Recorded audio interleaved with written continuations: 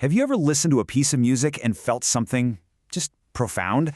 And then thought about, say, an algebra problem and felt, well, the opposite. Today, we're going to crack the secret code that links these two worlds you'd think are polar opposites, music and mathematics. I mean, think about it.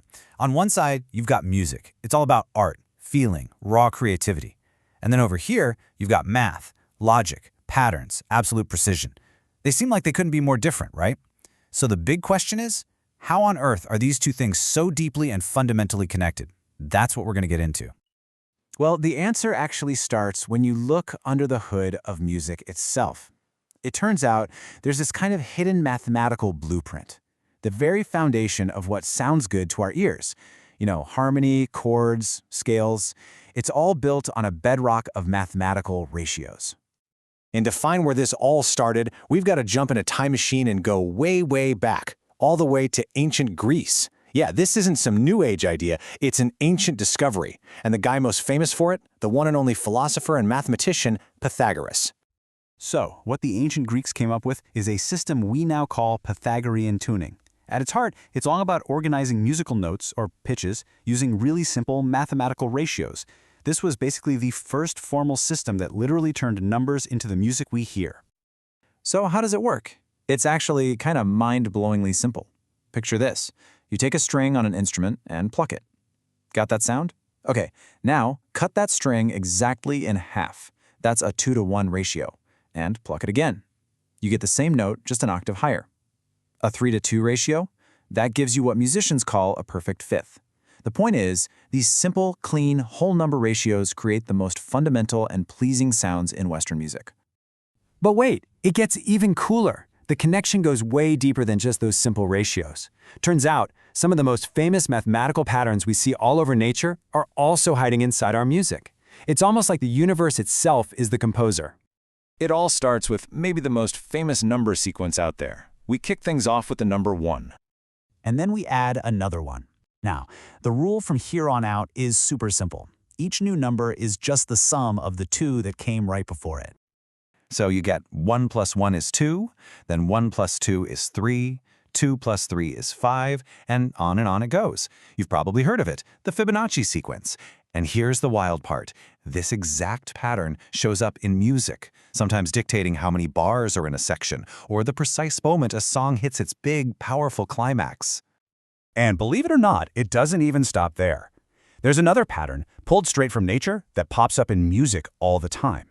It's something called a fractal. And what's amazing is its range. You see it in the superstructured compositions of Bach, all the way to the recursive beats of modern electronic music. So what's a fractal? Well, think of it like a Russian nesting doll, or the branches of a tree. It's a pattern that repeats itself at different scales. The big picture looks just like the tiny little details. In music, this could be a simple little melody that gets echoed in a much larger section, making a piece feel incredibly complex, but also perfectly whole. Okay, so let's fast forward to today, to the digital age. Because now this link between music and math, it's not hidden anymore. It is front and center. We are now officially in the age of algorithmic composition. Yeah, where the composer might just be a computer. And this, of course, brings up a really fascinating and maybe a little unsettling question. Can a machine, using nothing but cold, hard logic and mathematical rules, actually create a masterpiece, something that really truly moves us? Well, guess what? It's already happening. Artists are using algorithms not to replace their own creativity, but to expand it. They're using math as this incredible new tool to come up with unique sounds and new rhythms that, honestly, a human might never even think of. It's this amazing blend of human inspiration and machine logic. You can see the difference pretty clearly, right? The human approach is all about emotion, life experience. The algorithm, it's driven by logic and data. But here's the thing, they're not competing. They're actually starting to work together, and it's totally expanding the definition of what music can even be. So, where does all of this leave us? Well, it leaves us with the biggest, most mind-bending idea of all. If music is so deeply built on math, could music actually be a kind of mathematical language? Now that is the really profound connection, right there.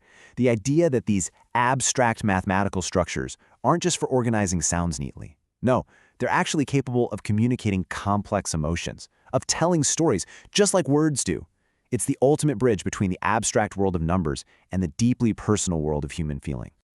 So, what's the big takeaway here? It's that this relationship between music and math isn't just some technical curiosity. It's this beautiful, intricate tapestry. It's woven together with these threads of mathematical precision, human creativity, and profound emotion, and each one makes the whole thing so much richer. And that leaves us with one final awe-inspiring question to think about. We know the connection is there. We've seen it. But how? How do these abstract, logical patterns, these ratios, sequences, and fractals, somehow manage to tap directly into the core of the human experience and make us feel joy, sadness, and everything in between? That, right there, remains the most beautiful mystery of all.